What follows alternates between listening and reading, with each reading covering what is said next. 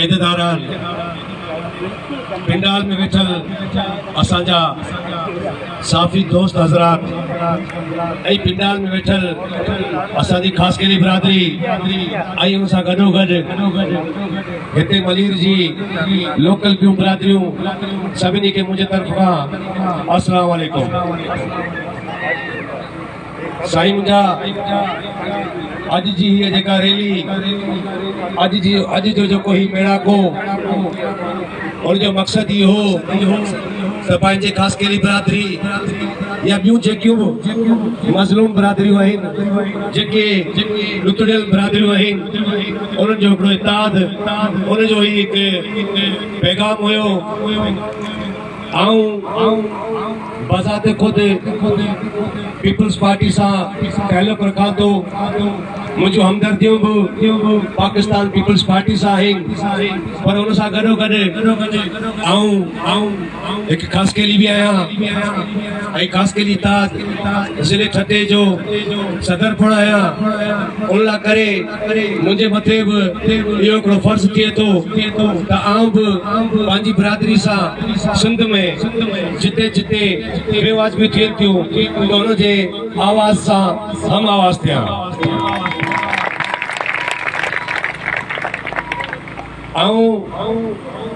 याकूब ख़ासकेली या ॿिया जेके बि मोतबर दोस्त जेके तव्हांजी हिते लोकल लेवल ते अॻुवाणी करे रहिया आहिनि मुंहिंजूं अॻी जलसे में बि हुयुसि जेका रैली हुई। अॼु कल्ह बि मुंहिंजी हुन सां ॻाल्हि ॿोल थी, टियों ॾींहुं बि ॻाल्हि ॿोल थी इन ई आधार ते त भई तव्हां जेको पीपल्स पार्टी खे सपोर्ट कयो। सो बहरहाल जॾहिं ॻाल्हियूं ॿुधूसीं दोस्तनि जूं त भई असांजे बिरादरी जो असांजी संगत जो पाण इहो ख़्यालु आहे, पर जेके हिते जी लोकल जेका पीपल्स पार्टी जी क़यादत आहे उहा जेके असांखे खंगण लाइ तयारु न आहिनि, असांखे लिफ्ट करण लाइ तयारु न आहिनि। इहो वक़्तु हूंदो आहे जंहिं वक़्त ते उम्मीदवार जेके हूंदा आहिनि, जेके वोट वठण वारा हूंदा आहिनि उहे घर घर वेंदा आहिनि, पर हिते मलीर जी सूरताल उबती आहे। उहे दोस्त ॿुधाईंदा त वोट वठण जी ॻाल्हि त परे जी ॻाल्हि आहे, पर कुझु दोस्त आहिनि ऐं उनजो नालो कोन खणंदुसि छो त कंहिंजो नालो खणी कंहिंजी अहमियत वधाइण आउं नथो चाहियां। त कुझु दोस्त आहिनि उहे चवनि पिया त ख़ासकेली असांजे खीसे में पिया आहिनि। आउं सम्झां थो त उहो वक़्तु वियो हलियो जॾहिं ख़ासकेली कंहिंजे खीसे में हूंदा हुया। ऐं उन्हनि दोस्तनि खे इहो पैगाम थो ॾियणु चाहियां, उन्हनि दोस्तनि खे हिन स्टेज तां इहो पैगाम थो ॾियणु चाहियां, बरोबरु ख़ासकेली तव्हांजे खीसे में हूंदा हुया पर तव्हां मुफ़्त में ख़र्च करे छॾिया। सो बहरहाल उहो वक़्तु वियो आहे। उन्हनि दोस्तनि खे गुज़ारिश कंदुसि, आला क़यादत खे गुज़ारिश कंदुसि हिन प्लेटफॉर्म तां पीपल्स पार्टी जे चेयरमैन बिलावल भुट्टो साहब खे गुज़ारिश कंदुसि, असांजे पार्टी जे सदर आसिफ अली ज़रदारी खे गुज़ारिश कंदुसि, अतीफ़ फरियाल खे गुज़ारिश कंदुसि त तव्हां हिन मामले खे थोरो संजीदगी सां वठी हिते जा असांजा मलीर जा जेके दोस्त आहिनि उहे मामलातनि खे ख़राबु पिया कनि। ईअं न थिए जो हीउ मामिलो मलीर खां पूरी सिंध में फैलिजी वञे त ख़ुदारा हिन चीज़ खे हथ विधा वञनि। सो बहरहाल आउं वरी बि हिननि दोस्तनि सां कॉन्टेक्ट में आहियां। हिननि दोस्तनि मूंसां हिकु इहो वचन कयो आहे त भई पीपल्स पार्टी वारा जे असांखे तस्लीम कनि था, जे असांखे अकोमोडेट कनि था, जे असांखे सियासी हवाले सां समाजी हवाले सां उहो जॻह ॾियणु पसंदि कनि था त असीं पीपल्स पार्टी सां हलण लाइ तयारु आहियूं। ॿी सूरत में असीं बाइकाट जी तरफ़ वेंदासीं।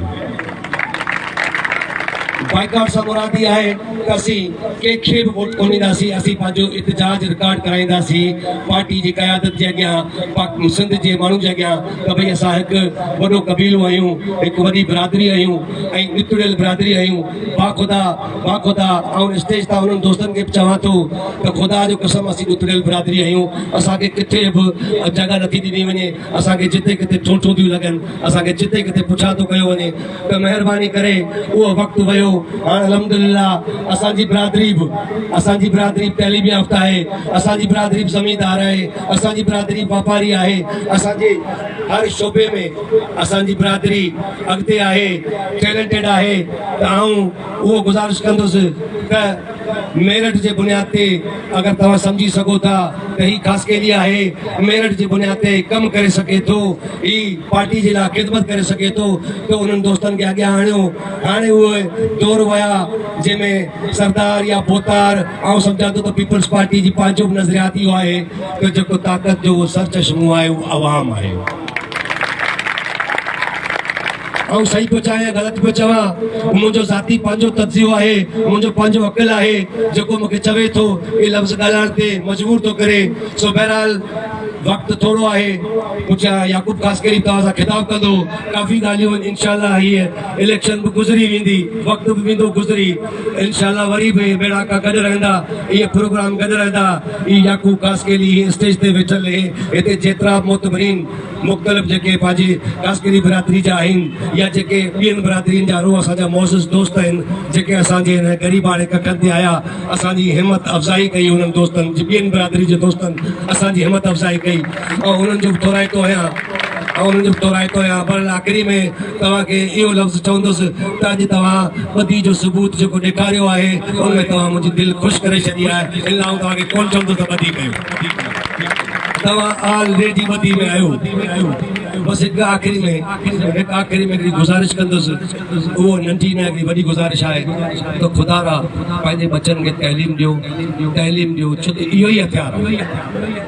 अॼु असीं स्टेजनि ते बीठे जेका टाड़ू था हणूं, तव्हां सां कूड़ सच था ॻाल्हायूं, बाख़ुदा इहो तइलीम जो सरचश्मो आहे त महिरबानी करे पंहिंजे औलाद खे पेट काटे हिकु वक़्तु मानी खाई। इहा मुंहिंजी ॻाल्हि खे हिकिड़ी ॻाल्हि न सम्झिजो, हिन मुंहिंजी ॻाल्हि खे ऐं बज़ार ख़ुदि पाण बि के जागीरदार फैमिली सां तालुक़ नथो रखां, ऐं बि हिकु मिडिल क्लास फैमिली सां तालुक़ रखां थो, पर मुंहिंजो फोकस पंहिंजे बच्चनि ते ई आहे, तइलीम ते आहे। त मरी वेंदासीं, मिल्कियत न छॾे वियासीं, पर हुनजे पेट में जेका तइलीम हूंदी उहो ॾेई वेंदासीं, हुन खां उहो केरु कोन फुटी। जबरदस्त तव्हां सभिनी दोस्तनि जी महिरबानी, ॻाल्हाइण लाइ त दिलि घणो थो चवे, स्टेज मिली वियो आहे, पंहिंजा माइट मिली विया आहिनि, दोस्त मिली विया आहिनि। सो इंशाअल्लाह वरी बि साथ सलामत रहे, ज़िंदगी साथ ॾिनो त वरी बि मुलाक़ात कंदासीं। अलाह साईं तव्हां सभिनी खे ख़ुशि रखे, महिरबानी।